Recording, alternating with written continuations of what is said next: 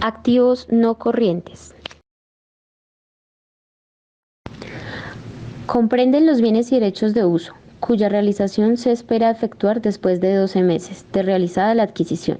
Si no cumplen con los criterios y características para ser activos corrientes, automáticamente se integran a activos no corrientes. Deudores no corrientes. Son todos aquellos valores que terceras personas le adeudan a la empresa y los cuales se esperan recuperar en un periodo mayor de un año.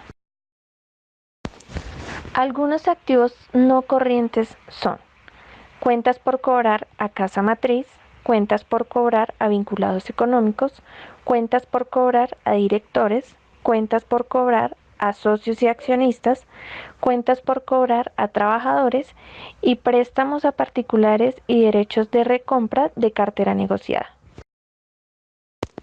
Las deudas no corrientes están amparadas por documentos legales como lo son títulos, letras de cambio, pagarés y facturas cambiarias.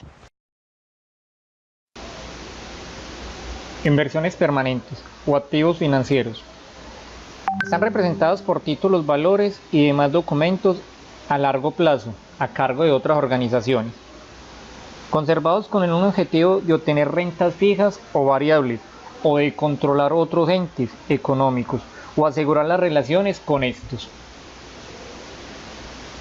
Ejemplos de estos pueden ser las inversiones en acciones, los bonos, cédulas, derechos fiduciarios y otros títulos valores. Veamos este ejemplo. En la adquisición de unas acciones por valor de 4.600.000 y veamos el asiento de diario.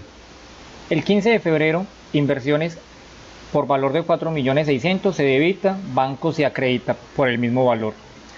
Se supone que el 31 de marzo del mismo año el valor del mercado de las acciones cayó a 4 millones. El asiento quedaría de la siguiente manera. Para el 31 de marzo, gastos, operaciones, provisiones 600.000 e inversiones, provisiones se acredita por valor de 600. Si por el contrario se supone que el 30 de junio la inversión realizada en acciones se valorizó por valor de 420.000, el registro quedaría de la siguiente manera. 30 de junio, valorizaciones de inversiones, 420.000 se debita y superávit por valorización se acredita por el mismo valor. Inversiones en subordinadas. Una sociedad es subordinada o controlada cuando su poder de decisión se encuentra cometido a la voluntad de otras personas que serán su matriz o controlante. Cuando son directamente se llaman filial.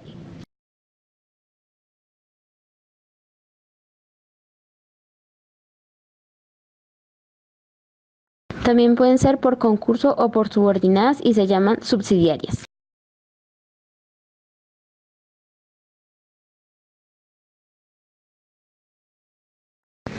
Casos que según la ley acreditan a una empresa como subordinada. Primero, cuando más del 50% de su capital pertenece a la matriz. Cuando se tiene el poder de voto mayoría mínima decisoria en la junta de socios o en la asamblea de accionistas, y cuando ejerzan influencia dominante en las decisiones de los órganos de administración de la sociedad. La superintendencia de sociedades es el ente encargado de determinar si existe subordinación.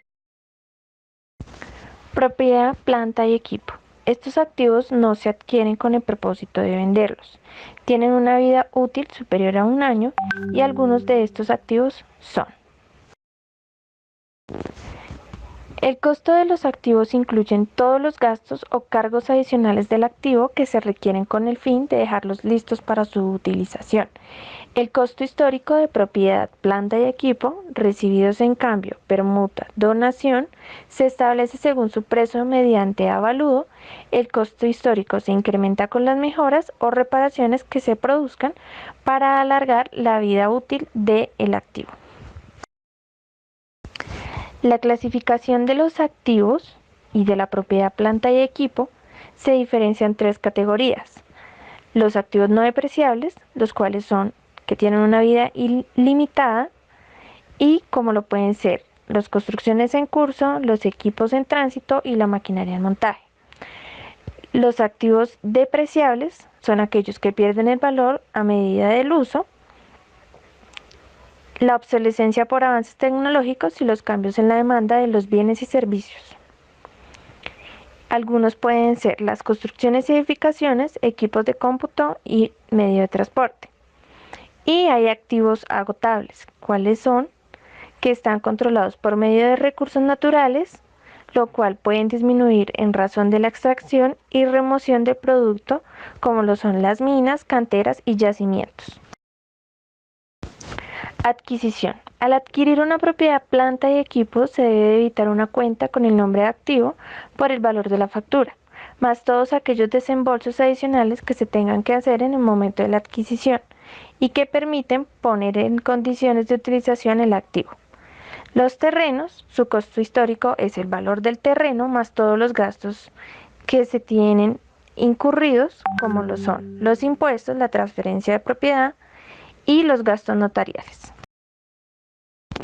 Venta de un activo. Cuando un activo corresponde a propiedad, planta y equipo, se vende o permuta, debe acreditarse la cuenta respectiva del activo y debitarse la cuenta de depreciación acumulada, si se trata de un activo depreciable. La diferencia entre el valor del libro del activo y el costo histórico, menos la depreciación acumulada y lo recibido por su enajenación, debe tratarse como un ingreso o gasto no operacional, dependiendo de si se obtiene por una utilidad o pérdida de la transacción. Adiciones, mejoras y reparaciones. A algunos activos se les realizan mejoras para garantizar un adecuado funcionamiento y conservación de la vida útil del activo. Estos desembolsos se deben de capitalizar en el activo, lo cual incrementa su costo histórico. Los desembolsos por conceptos de reparaciones, cuyo monto sea de relativa importancia en comparación con los gastos de mantenimiento, deben considerarse un desembolso de capital y debitarse a la respectiva cuenta de propiedad, planta y equipo. Depreciación. Es el mecanismo mediante el cual se reconoce el desgaste y pérdida de valor que sufre un bien o un activo por el uso que se haga de él con el paso del tiempo. La depreciación se debe calcular estimando la vida útil del activo. La vida útil es el tiempo en el cual se espera que estos activos contribuyan a una generación de ingresos. El valor residual de salvamento es aquel precio que la empresa estima tener después de vender el activo y terminar su vida útil. Y para la legislación colombiana se ha establecido 3 clasificaciones para la depreciación de activos fijos. Para inmuebles, 20 años, barcos, aviones, maquinaria y bienes muebles, 10 años, y vehículos automotores y computadores, 5 años. Los métodos de depreciación son: método de línea recta, el cual es el más utilizado en todas las empresas, y se entiende que el activo se utilizará de la misma intensidad por cada año a lo largo de su vida útil, la cual su depreciación es periódica y debe ser el mismo monto cada año. El método de depreciación acelerada es cuando se aplica el valor a depreciar en una fracción cuyo denominador corresponde a la suma de dígitos de los años de vida útil y el numerador es el número de años que le resta de vida útil al activo, con el fin de obtener la suma de los dígitos de los años que debe aplicarse. El método de reducción de saldos es un método que consiste en aplicar la tasa sobre el valor no depreciado del activo. El cálculo de la tasa se lleva a cabo mediante la siguiente fórmula. Control interno sobre propiedad, planta y equipo. Para llevar un eficaz control se debe etiquetar cada uno de los activos fijos con un número de identificación, lo cual permite saber la ubicación, el departamento o centro de costos al cual pertenece. Se deben realizar conteos de activos fijos al menos una vez al año para llevar un mejor control en lo que se tiene. Activos agotables. No son más que aquellos que se disminuyen de forma conmensurable por la explotación o extracción de su producto. Ejemplo de estos activos son minas, canteras, pozos artesianos y yacimientos. Ahora bien, para calcular la tasa de agotamiento existe una fórmula o un método. Consiste en coger la tasa de agotamiento, que es igual al costo histórico sobre las unidades de capacidad de producción. El resultado de esto es el agotamiento por año. Veamos este ejemplo. Una compañía adquirió el 1 de febrero del año pasado una mina de azufre por un monto total de 68.400.000. Su capacidad de producción, de acuerdo con estudios técnicos realizados por la empresa, se estimó en 2.500 toneladas. Durante el año la empresa obtuvo 450 toneladas de producto.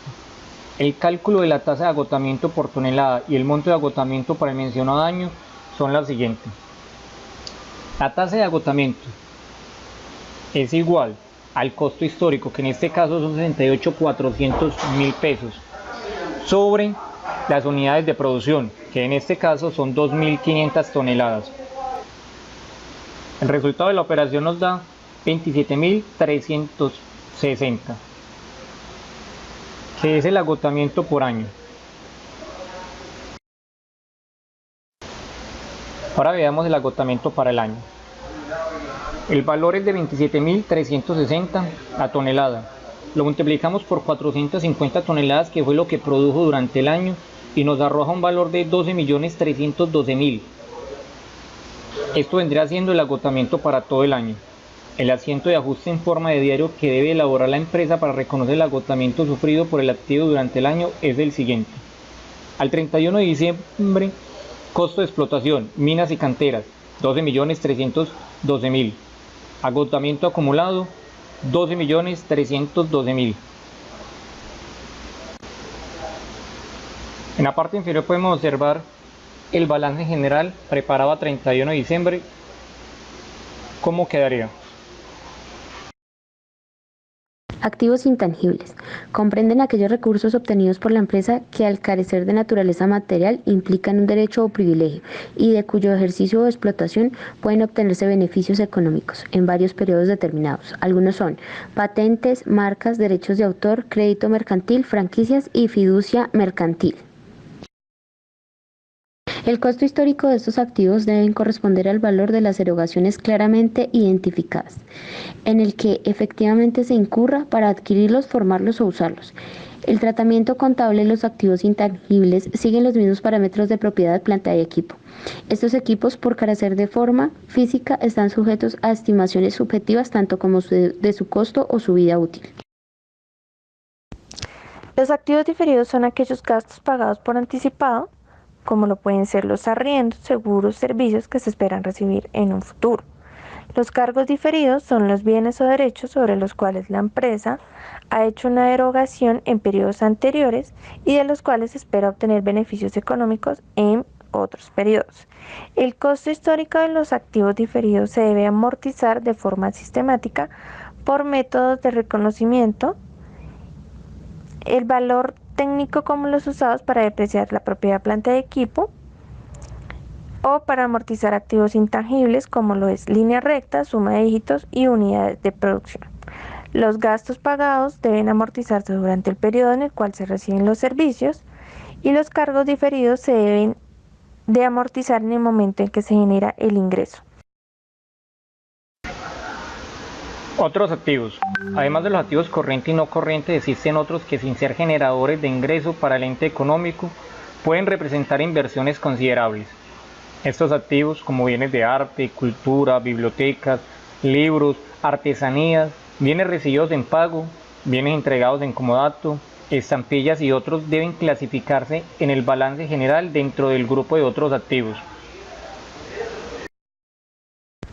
Las valorizaciones son el valor resultante entre el valor en libros y el valor comercial en bolsa de los activos fijos. Para los activos clasificados como propiedad, planta y equipo, se debe obtener un avalúo comercial practicado por personas conocedoras del tema. Cuando este se realiza y el valor de la valorización es mayor al valor del activo, se debe registrar como superávit por valoraciones de propiedad, planta y equipo. Y cuando el avalúo es inferior, se debe realizar una provisión que afectará el resultado del respectivo periodo. Cuentas de orden. ¿Qué son cuentas de orden? Son aquellas que se abren para registrar un movimiento de valores, cuando éste no afecta o modifica los estados financieros de la entidad, pero es necesario para consignar sus derechos o responsabilidades contingentes. ¿Para qué sirven? digámoslo según la norma 2649 del 93. Deben reflejar las diferencias existentes entre las cifras incluidas en el balance y en el estado de resultados y las utilizadas para la elaboración de las declaraciones tributarias, en forma tal que unas y otras puedan conciliarse. Las cuentas de orden son de dos clases, deudoras y acreedoras. Cuentas de orden deudor, catalogadas en el PU como clase 8. Agrupan las cuentas que reflejan hechos o circunstancias de los cuales se pueden generar derechos afectando la estructura financiera del ente económico. Acá también se incluyen aquellas cuentas de registro utilizadas para efecto de control interno de activos, información gerencial o control de futuras situaciones financieras. Cuentas de orden acreedor, catalogadas en el PU como clase 9. En estas agrupan las cuentas que registran los compromisos o contratos que se relacionan con posibles obligaciones y que por tanto puedan llegar a afectar la estructura financiera del ente económico. También se incluyen cuentas de registro utilizadas para efectos de control interno de los pasivos, del patrimonio, información gerencial o control de futuras situaciones financieras.